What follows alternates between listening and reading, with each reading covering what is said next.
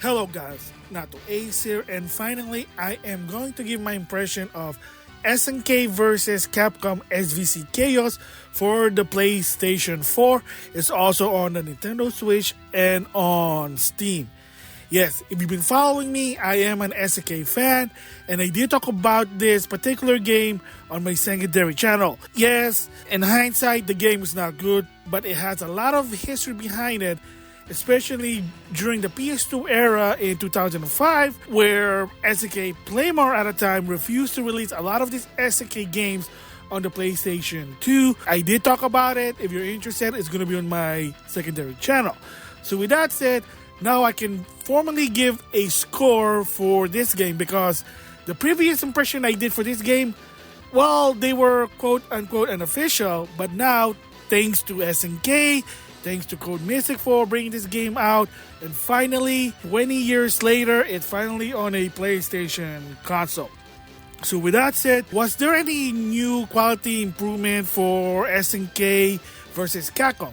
Yeah, so in my secondary channel, again, I did talk about the update, what they did. So I'm going to give my impression based on the latest update. So first of all, the game is based on the arcade version, not so much on the PlayStation 2. You can tell to some extent with the graphic, because the PlayStation 2 version, there was some overhaul graphic upgrade to some extent, very smooth, but that's the console version. And from my understanding, every time you do something like this, they always use the arcade version because, well, most of this game, including Capcom Fighting Collection 2, they were originated on arcade rather than console. Yeah, the console always gonna have more content, but that's how it goes. But with that said, Code Mystic did do a lot of improvement with this game. First of all, yeah, the graphic, you can smooth it out, at least more enjoyable to see for the casual. Gameplay-wise, well, it's still the same as the arcade version when it first came out in 2005. That's how it is. Not a lot of improvement for that department. However, there's rollback netcode for online, for training. You can do lab because they have Hitbox and Hurtboxes, which is now an industry standard, so good for them to do that. And with the latest update, they also improved the gallery, including the promotional art from Agura. So again, going back to my secondary channel about this, there's a lot of controversy that I gave my thoughts on. The game is uncensored, and when you click into the gallery mode, you will see the original art, not the censored one that was shown in the US trailer. Or if you buy it physically, it's basically they use the censored version for the cover. And again, like I said before, the reason is age gate there, as well as able to see the ending for each character. Yes, for this game, there is ending. However, in order to do the ending, it's really not that easy from what I understand. I keep trying it, doesn't really work. So hopefully in that department in the future, but kind of doubtful seeing that this game, I think they are done updating it. If hopefully that Code Mystic would consider doing an option where the players can just go to the final real boss and beat the game and see the true ending. But again, we'll just have to wait and see. But it is good that they improved that part of the gallery, having that option. Gameplay wise, like I said, same as the arcade. It is what it is. That's basically what the game is. So it's a bit of a history there, but improvement with the training and with the online. Now, the question is, even so they release this game on modern platform, is it for the SNK fan, the nostalgic, or is it for the casual that's able to get in, try to play the game, understand the history of SNK? In my opinion about it, unfortunately, for somebody new, somebody who's a casual, who wants to get into the fighting game, sort of wants to see about what SNK is all about in the past, chances are you're probably not going to enjoy this game, because the game itself, the mechanics, they're clunky. Unleashing the move to some extent is not that easy, because you have to be precise on the input. It has to be very confirmed or it's not going to come out. That's always been sort of the deal in the past. But if you ever played like Street Fighter 5 and those newer fighting games, they are more lenient. But in the past, let's just say games in the 90s and early 2000, your input has to be very accurate or they're not going to come out. Story-wise, it's not really that in-depth, but I did talk about it. The lore is that certain fighters from Capcom and SNK went to this world, some warp world, and you're being judged by the final bosses. They're supposed to be like high-ranked goddesses, demon, you name it, because the final boss are Athena from the classic Athena game, and Redamore, which is the bad guy from Ghost and Goblin. And like I said, in order to fight them, you have to do a lot of criteria.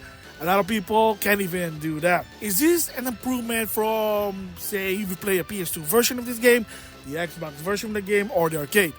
Yes, the gallery, a lot of quality of life. The training mode, when you're doing your lab, if you want to play this in a tournament level, which, good luck with that. At least they're giving you options. Hitbox, Hurtbox is there. Graphic-wise, it is based on the MVS version, Neo Geo Arcade, rather than the PlayStation 2, which I would probably prefer. Hopefully, Code Mystic would do a option for that. But again, like I said before, a lot of this compilation, they are always based on the arcade, since that's where they originated from. But you can smooth out the graphic to some extent there. It's easy to access the bosses. So, of course, there are hidden characters for this game. In the arcade version, you have to do some input. And no matter what, you cannot play Athena and Redamore. They did fix that. In the select screen, it's easy to even choose the hidden boss because it's based on the PlayStation 2. And from the get-go, props to Code Mystic, you can also play as Redamore and Athena, because in the PlayStation 2 version, you have to play survival mode, and I think you have to be at least 30 fighters. And like I said, even if you put the game on the very easy difficulty, you're going to have a hard time with the clunkiness of the game and the AI not being what's supposed to be. So if you think, oh, the game's easy because I put it on easy, good luck with that. Doesn't always work there. But some props option you can do is that you can actually put on Infinity Super Meter. Like one of the best options that Code Mystic did for the PS4 version is that you can have an option to have Infinite Super Meter, so you can just spam out super move, because the game tends to get cheesy. And especially if you want to do those Exceed moves, again, you can like spam those, make the game a bit easy for you. I mean, that's not how you play the game, but hey, when you have the controller, you play whenever you want. If the option is there, there you go. So with that said, what would I give SNK vs. Capcom Chaos SvC for the PlayStation 4, Switch, and Steam? For this one, I would give it believe it or not, a 7 out of 10. Why? Because the quality of life are in there. The gallery mode, you can see the ending, and especially a lot of the art, they're uncensored, because there was a controversy. There was a disclaimer because they're just trying to protect themselves, but there was no censorship in the game whatsoever. But if you buy the physical version with the cover, unfortunately, especially in the West, they've probably been told by the ESRB to use the censored version. It is what it is there. But that's just the physical copy, but the game itself is not. Easy to access the bosses and the super bosses at start, and quality of life for training mode online if you want to play with those options. But again, like, would you really play this game in a tournament level? Well, people could, maybe a side tournament, because to some extent, there is a history behind it. But game-wise, it's the same as the arcade, and if you even put it on the easy mode, you're not going to be having an easy time for this game. It's just, I guess that's what SNK is, so that's why it's a 7 out of 10. One more score than I would give, because if it was just based on the arcade version or the PlayStation 2 version without the quality of life, I would probably give it a 6 out of 10. But thanks to Code Mystic, they improve a lot of the features. Yeah, the gameplay itself still is clunky. So most people might say, why would I want to buy this if the game is so bad in the gameplay and the mechanics? Again, like I said, the target audience for this game, unfortunately, is not the newcomer, not the casual, not somebody who wants to know about SNK's lore and legacy. It's basically the nostalgic, the hardcore SNK fan like myself that have a history about this game, and you want to get this for your collection. And like I said, the story was that in 2005 during the PS2 era, I was hoping to get a physical collection for Capcom vs. SNK 2 and SNK vs. Capcom Chaos on the PlayStation 2 because of the history behind of the collaboration. Again, you can see that on my secondary channel. That never happened. So it is mostly for the nostalgic, the hardcore, that has a history about this game.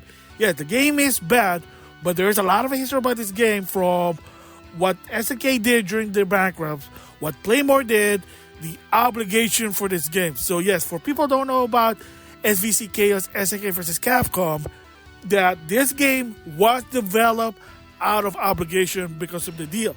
They have to do at least one version collaboration arcade game. Capcom did Capcom vs. SNK 1, Millennium Fight 2000, while SNK have to do this one, SvC Chaos. And it was at a time where they were going bankrupt. They did whatever they could. They're trying to make it different, but it was out of obligation. So that is the reason why I gave it a 7 out of 10. One score up, because of the quality of life. So there you go. Would I recommend this game to people for $20? I hate to say it. Probably not as right now. If there is at least a sale for $15 or below, then it's a might. Not a will. It's a might. Because like I said, mostly about this game is it's a historic value than gameplay value to some extent there. So there you go. My impression of SvC Chaos, SNK vs. Capcom for the PlayStation 4. It's also on the Switch and Steam. So with that, I'll see you guys later.